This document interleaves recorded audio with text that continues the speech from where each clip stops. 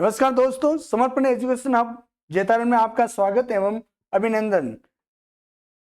मेरा नाम रमेश पवार, आपके सामने पॉलिटिकल साइंस से जो अपनी कंटिन्यूस जीके की क्लास चल रही थी उसमें अपन नीति निर्देश तत्व चल रहे थे। तो अपन वहां पे अपन जो कंटिन्यू क्लास है उनको बढ़ाते हुए आज उनकी अंतिम क्लास लेंगे जो अपने नीति निर्देश तत्व थे।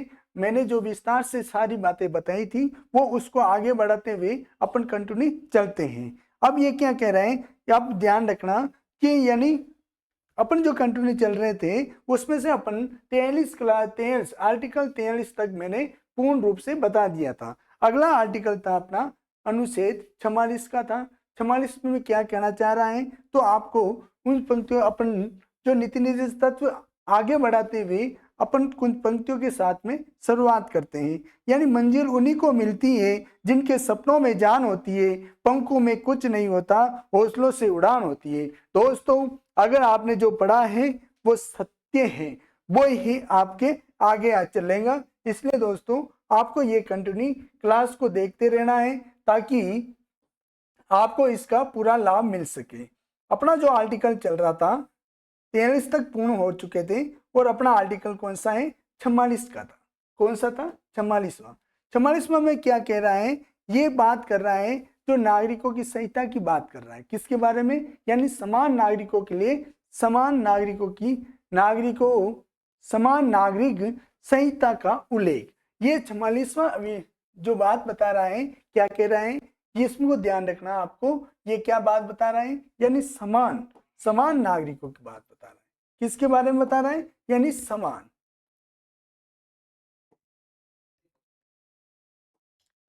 नागरिकों की बात बता रहा है। समान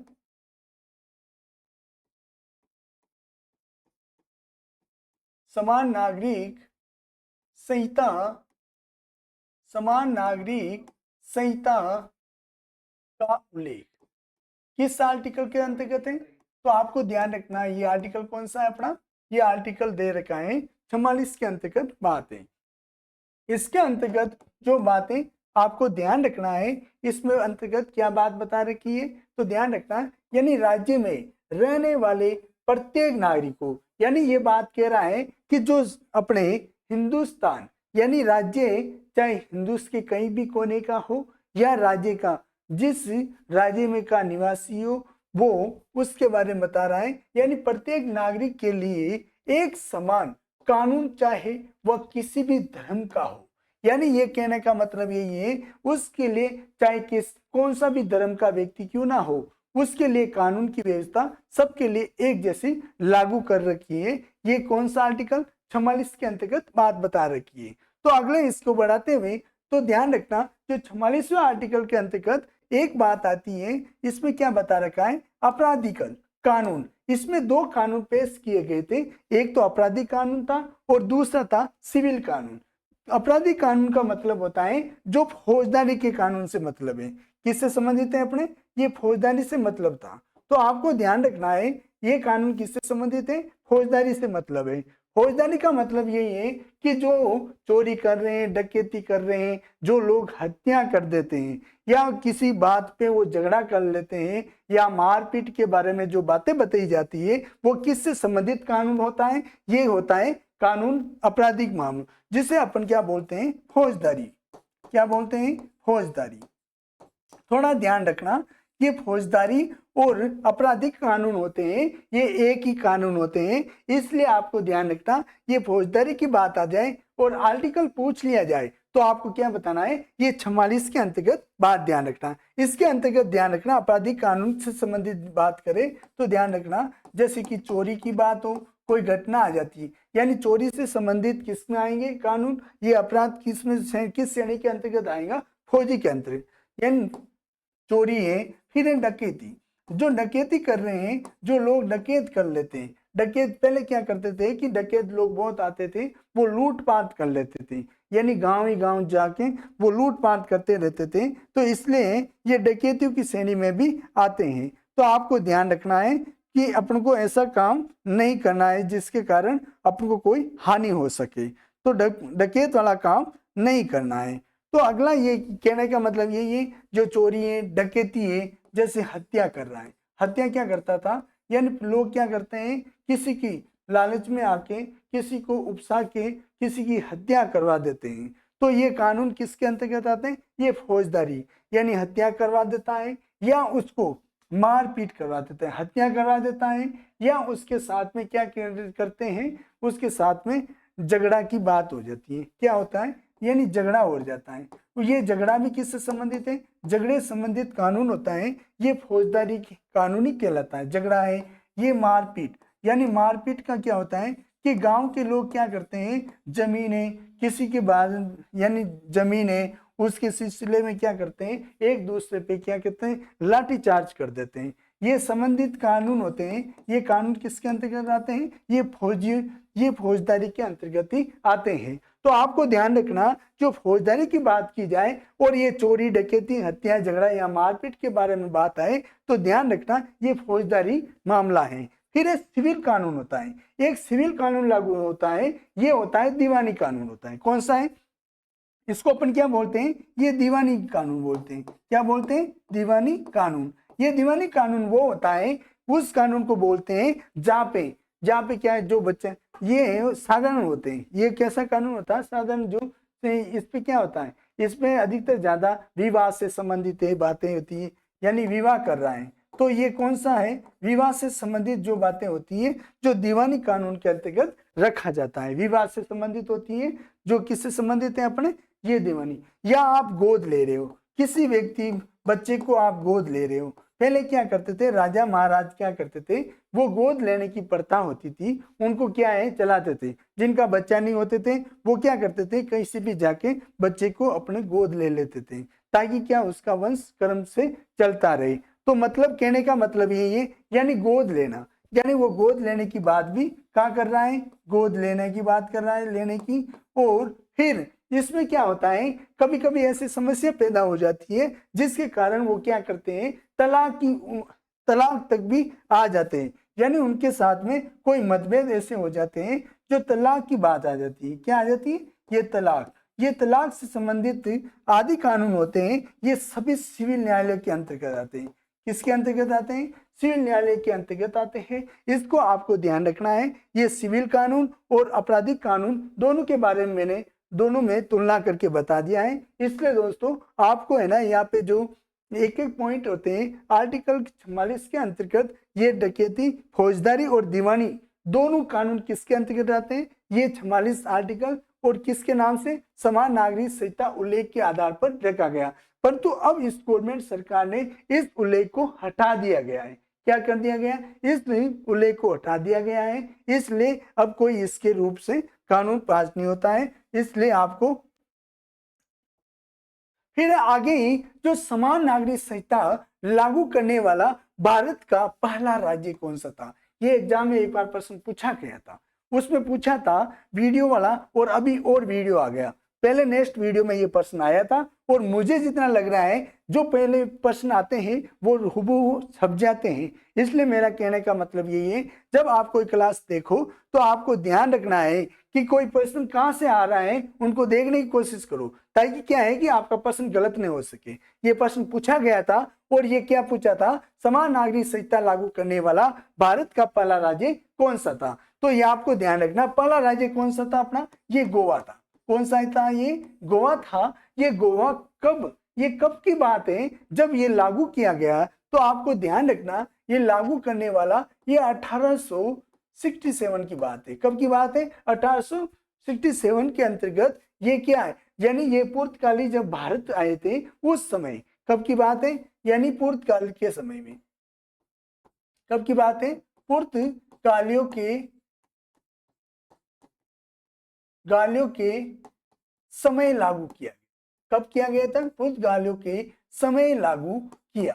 तो आपको ध्यान रखना है ये कब किया गया था, तो ध्यान रखना कब किया था, 1867 की बात है। तो आपको इतना थोड़ा ध्यान रखना है। और कब किया गया था, गोवा के बारे में, और ये इस समय लागू किया गया। तो आपको थोड़ा ध्यान रखना। फिर ध्यान रखना इसमें एक बात बता रखी है, जो नागरिक संहिता के आधार में जो उत्तराखंड है अपना राज्य, जो उत्तराखंड है जिसकी राजधानी कौन सी है, देहरादून है। तो आपको ध्यान रखना जो उत्तराखंड है, उत्तराखंड ने भी समान नागरिक संहिता लागू करने की घोषणा कर दी है। तो आपको ध्यान रखना है। और अगला पूछा जाए तो वो कौन सा ऐसा राज्य कौन सा था जिन्होंने समान नागरिक संहिता लागू करने के लिए बात की थी, तो आपको ध्यान रखना कौन सा राज्य था, उत्तराखंड है। और उत्तराखंड की आपको राजधानी याद रखनी है, क्योंकि छोटी छोटी बातें आपको याद रख के ही चलना है। तो आपको ध्यान रखना उत्तराखंड की राजधानी कौन सी है, देहरादून है। अब नेक्स्ट आगे बढ़ते हुए अपन चलते हैं। नेक्स्ट आर्टिकल अपना कौन सा है, 45वां है। इसमें 45 के अंतर्गत इसमें राज्य का पूर्ण रूप से कर्तव्य की बात कर रखी है। यानी कर्तव्य बनता है कि इसमें क्या कह रहा है कि पूर्ण राज्य का कर्तव्य बनता है कि उसमें क्या होते थे, यानी जो छोटे बच्चे होते थे, कौन से छोटे बच्चे, जो 6 से मतलब 0 से 6 वर्ष के जो बच्चे थे उनको प्राथमिक यानी प्रारंभिक शिक्षा का पूर्ण रूप से अधिकार दिया गया था। क्या दे रखा था, प्रारंभिक शिक्षा का अधिकार दे रखा था। इसमें क्या कह रखा है कि जो पूर्व में जो प्राथमिक शिक्षा है, कौन सी, जो पूर्व में प्राथमिक शिक्षा है 0 से 6 वर्ष या बचपन देखभाल को सुनिश्चित करे। आज ही कानून व्यवस्था ऐसी चल चुकी है। तो यहाँ पे आपको थोड़ा ध्यान रखना है, जो अपन पालनहार योजना आपने सुनी होंगी और अलग अलग जो दूध उत्पादन वाली योजना आ रही है, तो आपको ध्यान रखना वो क्या करते हैं, प्राथमिक स्कूलों में या उच्च प्राथमिक स्कूलों में क्या करते हैं, बच्चों को दूध की व्यवस्था कर रखी है और जो कपड़े की व्यवस्था कर रखी है। यानी बच्चों के लिए अभी गवर्नमेंट सरकार ने, अभी अपने जो राज्य गवर्नमेंट, अपने राज्य सरकार ने, जो अपने शिक्षा मंत्री है मदन दिलावर जी ने एक बात की थी। उन्होंने उन्होंने क्या बात की, उन्होंने कहा था कि जैसे कि जो लड़कियां चाहे लड़के हो, उनकी जो कपड़े की व्यवस्था कर रहे हैं, उनको तो साल में दो कपड़े की व्यवस्था दे रहे हैं, पर उनके साथ में उन्होंने क्या किया कि जो निजी विद्यालय हैं, निजी विद्यालयों के लिए बच्चों के लिए और सरकारी जो बच्चे हैं उनको सेम ड्रेस की व्यवस्था कर रखी है। यानी उनको कह दिया कि ड्रेस कौन सी, निजी विद्यालय जो प्राइवेट स्कूल है उनके बच्चों के लिए भी ऐसी ड्रेस होंगी।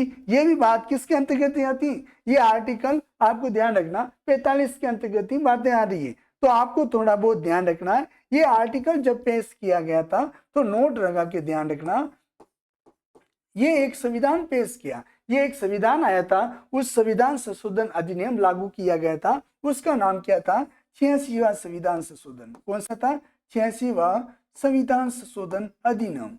संविधान क्या था, संविधान संशोधन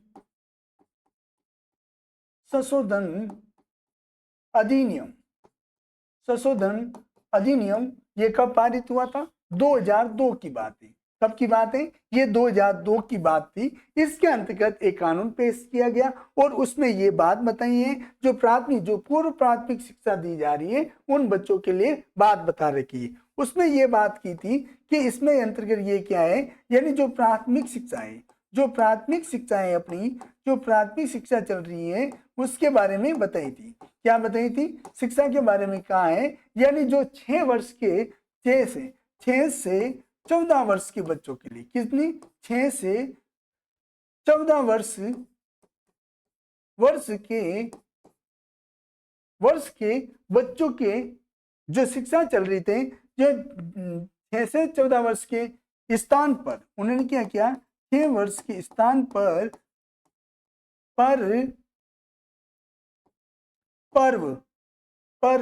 0 से 6 वर्ष, कितने, उन्होंने क्या किया, स्थान पर 0 से 6 वर्ष, 0 से 6 वर्ष के लिए,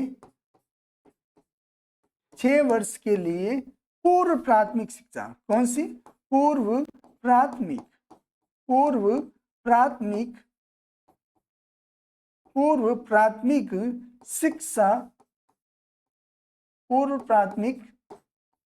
शिक्षा में जोड़ा जाए।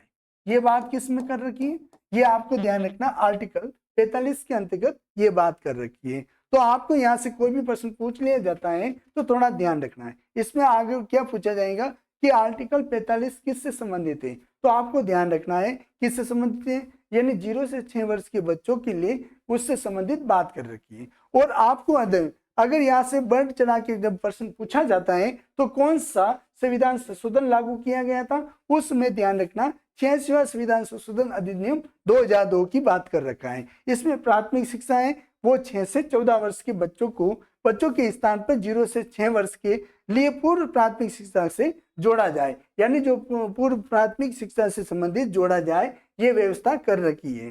तो आपको ध्यान रखना 45 के अंतर्गत जब बातें पूछी जाए तो आपको थोड़ा ध्यान रखना है। फिर अनुच्छेद 46 अपना जो 46वां है ये किससे संबंधित है, इसका भी ये राज्य में बता रखा है। ये बता रखा है जो SC/ST वर्ग के होते हैं, अनुसूचित जनजाति और जनजाति अनुसूचित जाति के बारे में, जो समाज में वर्ग में जो कमजोर होते हैं उनको शैक्षिक वर्ग यानी शिक्षा के अंतर्गत उनको ये व्यवस्था कर रखी है। इसमें क्या बात बता रखी है, ध्यान रखना जो 46वां इसमें क्या बताया है, आर्टिकल 46 में राज्य का कर्तव्य बनता है कि वह क्या है, अनुसूचित जाति, अनुसूचित जनजाति व अनुसूचित जाति तथा समाज के कमजोर वर्गों के शैक्षणिक व आर्थिक कल्याण को सुनिश्चित करे और उन्हें सामाजिक शोषण से सुरक्षा प्रदान करे। यानी जो ऐसी शासन व्यवस्था होती है उसमें क्या है, वो शासन पे क्या है, उनकी व्यवस्था करनी चाहिए। इसमें स्पष्ट बात बता दी है कि जो कमजोर वर्ग होते हैं उनके लिए ये व्यवस्था करनी चाहिए, यानी SC और ST वर्ग के लिए बच्चों के लिए उनको क्या है, जो फ्री में शिक्षा है उनको देनी चाहिए। उनके कमजोर वर्ग होते हैं उनके लिए पूर्ण रूप से ये शिक्षा की व्यवस्था की जाए। आर्थिक कल्याण को सुनिश्चित करे, यानी ऐसे भी आपको पता है EWS वाले को भी इन्होंने पिछड़ा वर्ग के आधार पर भी शिक्षा जो आरक्षण की बात भी की थी और उनके संबंधित भी हैं, यानी उनके भी जो बच्चे होते हैं पिछड़ा वर्ग वाले उनके लिए भी ये व्यवस्था की जाए जिससे इसमें सामाजिक शोषण ना हो सके। इस आर्टिकल संबंधित जो बातें थी मैंने बताई है। तो अगला आर्टिकल क्या कह रहा है, अगला आर्टिकल है अपना 47वां। 47 में क्या कह रहा है कि राज्य का कर्तव्य बनता है, क्या कह रहा है ये राज्य का कर्तव्य बनता है कि वह पोषण, यानी ये आर्टिकल बार बार एग्जाम में पूछा गया है कि 47 आपको ध्यान रखना, ये आर्टिकल क्या करते हैं कि एक तरफ आर्टिकल पूछ लिया जाता और एक ही आर्टिकल के अंतर्गत जो बातें होती है वो एक तरफ पूछ लिया जाता, वो क्रम लगा देते हैं ABCD या अबशब्द के आधार पर पूछे जाते हैं और उनको क्या करते हैं, ये मिलाप से संबंधित होते हैं। तो आपको ध्यान रखना है कभी भी मिलाप संबंधित प्रश्न आते हैं तो आर्टिकल के अंतर्गत जो बातें होती है उनको रटा मारा करो, ताकि उसमें क्या है, जैसे 47 दे रखा है तो डायरेक्ट क्या प्रश्न पूछेगा, यानी वह पोषण एवं जीवन स्तर को बढ़ावा देने, यानी बढ़ावा दे रहा है वो किस आर्टिकल से संबंधित है, और ये प्रश्न पूछा भी गया है।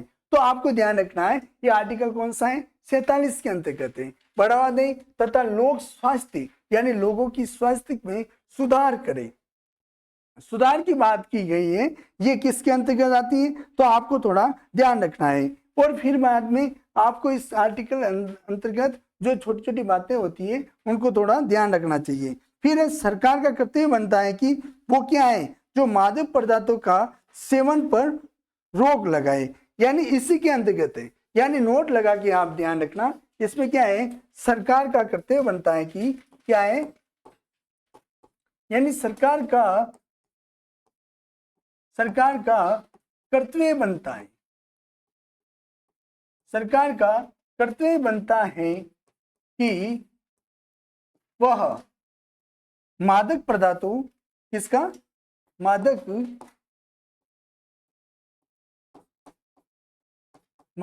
पदार्थों पर रोक लगाए, रोक लगाना। तो आपको ध्यान रखना ये आर्टिकल किससे संबंधित है, ये 47 से संबंधित है। ये बार बार प्रश्न पूछा गया है कि मादक पदार्थों पर रोक लगाना किस आर्टिकल से संबंधित है। तो आपको ध्यान रखना ये आर्टिकल कौन सा है अपना, ये आर्टिकल इसी से संबंधित, 47 से संबंधित ये आर्टिकल दे रखा है।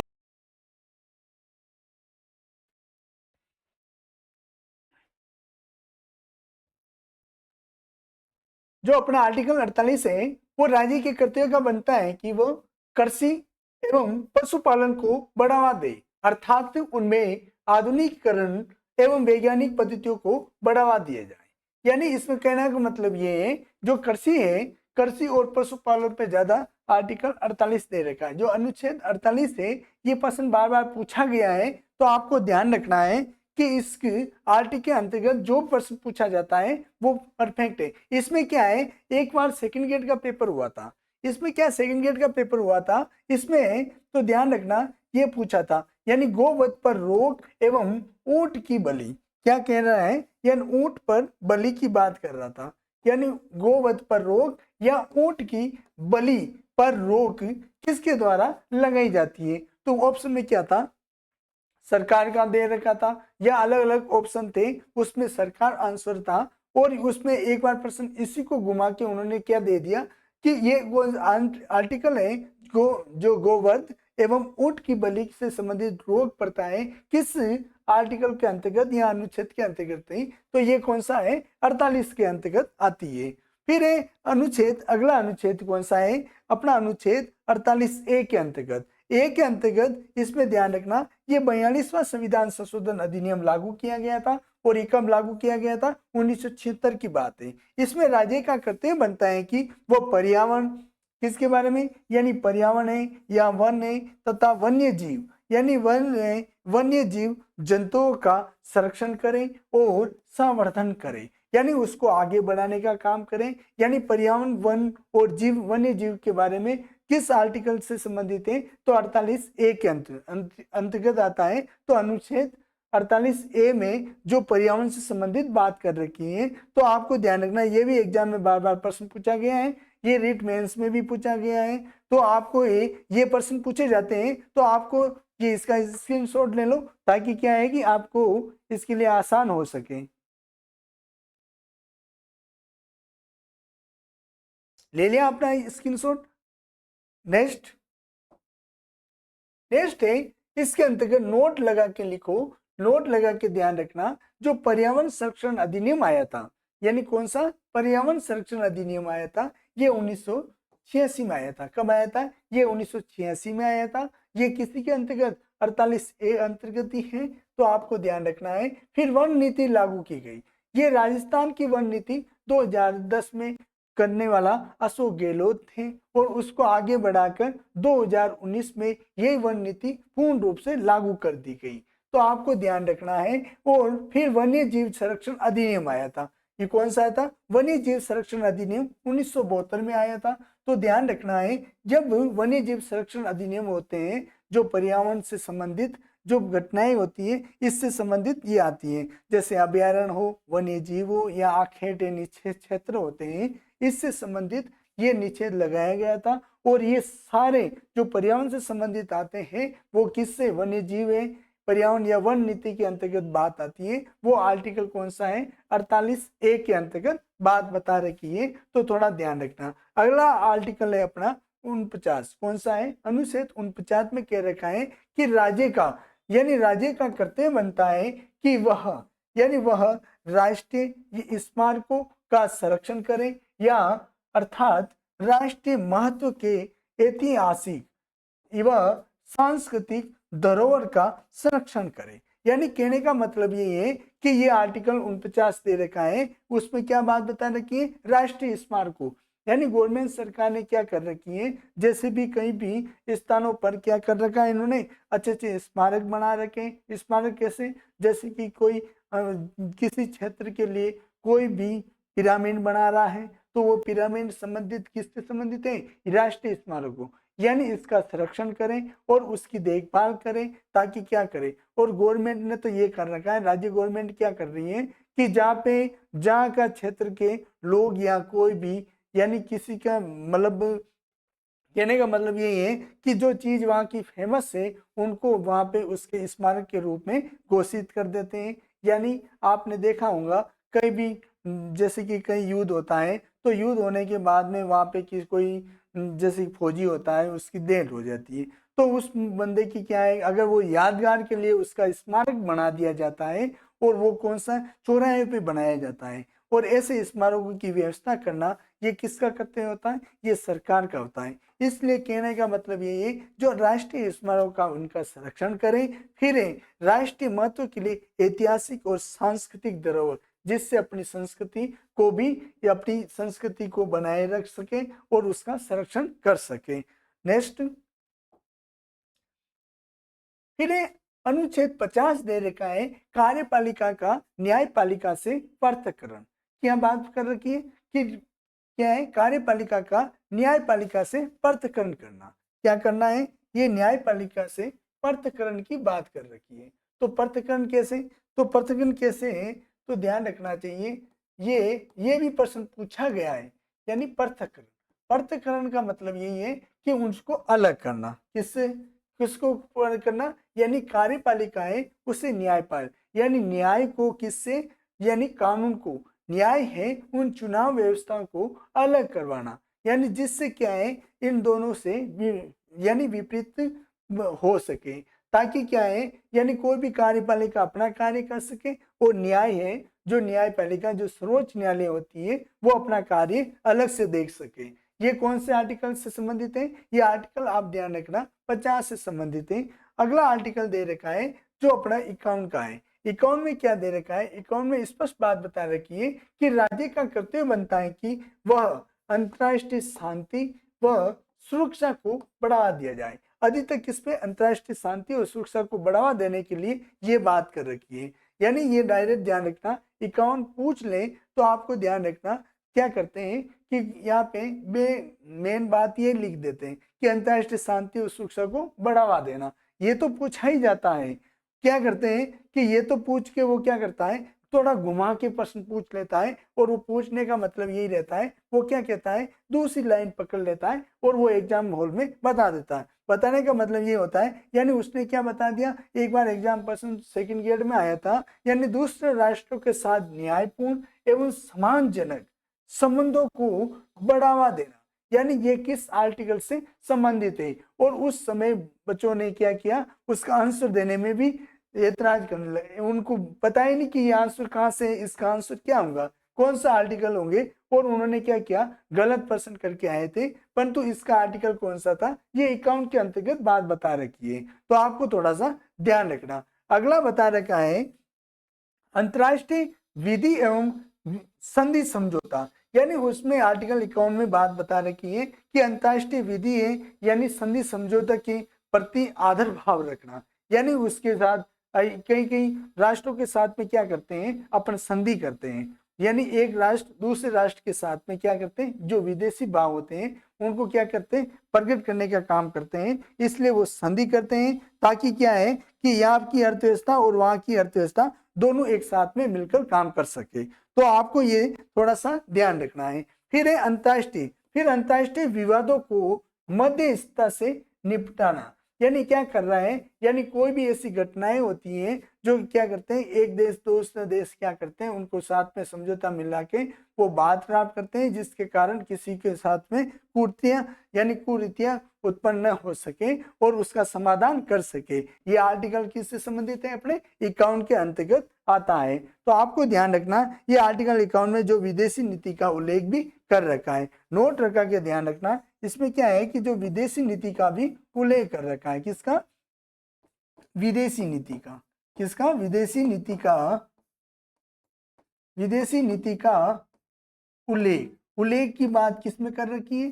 तो आपको ध्यान रखना ये उल्लेख की बात कर रखी है, तो ये उल्लेख की बात आर्टिकल 1900 यानी 51 में कर रखा है, अनुच्छेद 51 में बात कर रखी है। तो आपको इसका स्क्रीनशॉट ले लो ताकि क्या है आप क्या है अपने बुकलेट में आराम से लिख सको। लिख लिया? चले आगे बढ़ते हुए अपना नीति निर्देशन। अपन क्या है कि जब मौलिक अधिकार पढ़े थे वो नीति